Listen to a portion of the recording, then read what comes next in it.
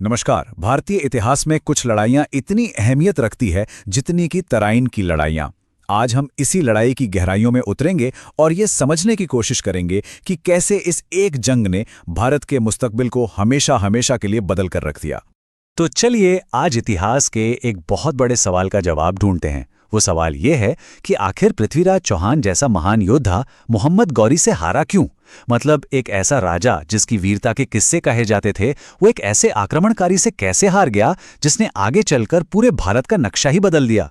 क्या ये सिर्फ किस्मत का खेल था या फिर इसके पीछे की वजहें कुछ और थीं, कुछ गहरी वजहें थीं? देखिए, इस पूरी कहानी के केंद्र में दो बहुत शक्तिशाली किरदार हैं।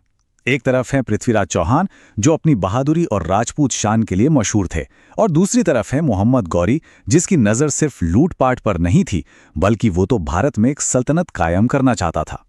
दोनों के मकसद और तौर तरीके जमीन आसमान का फर्क था दोनों। तो चलिए सबसे पहले बात करते हैं पहली लड़ाई की। एक ऐसी जीत की जो मजे की बात देखे आगे चल के एक बहुत बड़ी हार की वजह बन गई। साल था 1191। तराइन का मैदान। चौहान की सेना ने गौरी की सेना को बुरी तरह हराया। एक शानदार जीत थी ये, लेकिन जीत के इसी पल में एक ऐसा फैसला लिया गया जिसने इतिहास का रुख ही मोड़ दिया। राजपूतों की एक परंपरा थी दुश्मन को माफ कर देने की। इसी परंपरा को निभाते हुए पृथ्वीराज चौहान ने भागते हुए गौरी को जिंदा जाने दिया। ये एक ऐसा फैसला था जिसे आज इतिहास की सबसे बड़ी स्ट्रेटेजिक मिस्टेक्स में से एक माना जाता है।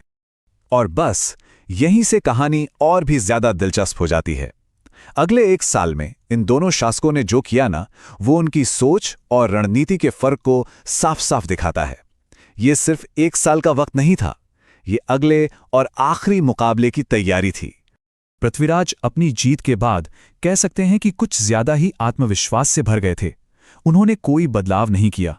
वो अपनी उसी पुरानी युद्ध शैली पर भरोसा कर रहे थे, ये सोचकर कि जो पहले काम आया वो दोबारा भी काम आएगा। उन्होंने गौरी को बहुत हल्के में ले लिया। दूसरी तरफ गौरी था। वो जख्मी था, बेइज्जत हुआ था, लेकिन हारा नहीं था। उसने अपनी हार से सीखा, अपनी सेना को फिर से तैयार किया और बिल्कुल नई टैक्टिक्स अपनाई। उसने अपनी फौज में फुर्तीले घुड़सवार तीरंदाजों को शामिल किया और धोखे से रात में हमला करने की योजना बनाई। ये वो तरीके थे जिनके लिए राजपूत बिल्कुल तैयार नहीं थे। तो अब बात करते हैं साल 1192 की, तराइन की दूसरी और निर्णायक लड़ाई की। अब उसी मैदान पर जंग के ये दो अलग अलग अंदाज आमने सामने टकराने वाले थे। गौरी की पूरी तैयारी के साथ आई फौज का सामना जब चौहान की सेना से हुआ, तो नतीजा पिछले साल से एकदम उल्टा था। इस लड़ाई का अंत राजपूतों के लिए एक भयानक हार लेकर आया। पृथ्वीराज चौहान को बंदी बना लिया गया और आखिरकार उनकी मौत हो गई। तो सबसे जरूरी सवाल ये उठता है कि आखिर ऐसा हुआ क्यों? चलिए इस ऐतिहासिक हार के पीछे जो 5 सबसे बड़ी वजहें थीं, उन्हें एक एक करके समझते हैं। पहली और शायद सबसे बड़ी वजह पृथ्वीराज की दरियादिली थी। पहली लड़ाई के बाद गौरी को जिंदा छोड़ देना भले ही ये राजपूतों के उसूलों के हिसाब से सही हो, लेकिन ये एक बहुत बड़ी रणनीतिक भूल थी। इस एक फैसले ने गौरी को न सिर्फ जिंदा रहने का, बल्कि पहले से ज्यादा मजबूत होकर बदला लेने का मौका दे दिया। अब आते हैं दूसरी और शायद उतनी ही बड़ी वजह पर, और वो थी राजपूतों की आपसी फूट। सोचिए, उस दौर में राजपूत शासक एक साथ नहीं थे, उनमें एकता ही नहीं थी। पृथ्वीराज के जो पड़ोसी थे, जैसे कन्नौज के राजा जयचंद, वो तो उनके दुश्मन बने बैठे थे। तो जब गौरी अपनी पूरी तैयारी के साथ वापस आया ना, तो पृथ्वीराज को एक तरह से अकेले ही लड़ना पड़ा।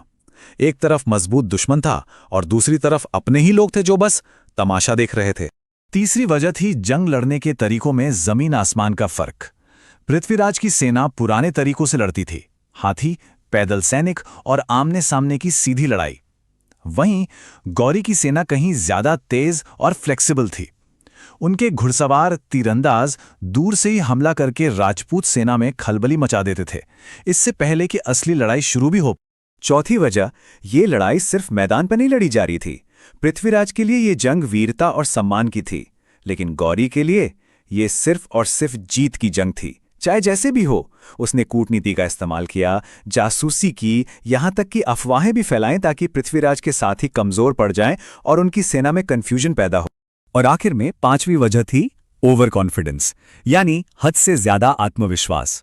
पहली जीत ने पृथ्वीराज और उनकी सेना को ये यकीन दिला दिया था कि उन्हें कोई हरा नहीं सकता। उन्हें लगा कि गौरी को एक बार हरा दिया है तो दोबारा भी आसानी से हरा देंगे। उन्होंने एक जख्मी और बदला लेने पर आमादा दुश्मन की ताकत को कम करके आका, और ये एक क्लासिक गलती साबित हुई। और ये सब हमें ये दिखाता है कि कैसे कभी-कभी सिर्फ एक दिन की लड़ाई का नतीजा सदियों के लिए एक देश की किस्मत तय कर देता है। तराइन की दूसरी लड़ाई सिर्फ एक लड़ाई नहीं थी, ये भारतीय इतिहास का एक टर्निंग पॉइंट था, एक भूचाल था। इसके बाद जो हुआ उसने सरजमीन के भविष्य को हमेशा के लिए बदल कर रख दिया। इस जंग के नतीजे बहुत दूर तक गए। राजपूतों की ताकत कमजोर हो गई और यहीं से भारत में दिल्ली सल्तनत की नींव पड़ी, एक ऐसे साम्राज्य की जिसने भारत के सियासी नक्शे को पूरी तरह से बदल दिया। तो आखिर में पृथ्वीराज चौहान की कहानी हमें सिखाती क्या है? एक बहुत जरूरी सबक। देखिए, वीरता, साहस, ये सब अपनी जगह बहुत जरूरी है, इसमें कोई शक नहीं। लेकिन सिर्फ इनके दम पर इतिहास नहीं लिखा जाता। इतिहास लिखने के लिए चाहिए होती है दूर की सोच, समय के साथ बदलने की काबिलियत और एक मजबूत रणनीति। और यही वो चीजें थीं जो उस दिन शायद कहीं चूक गई। ये कहानी हमें सोचने पर मजबूर कर देती है कि अगर उस पहली लड़ाई के बाद पृथ्वीराज ने गौरी को जाने नहीं दिया होता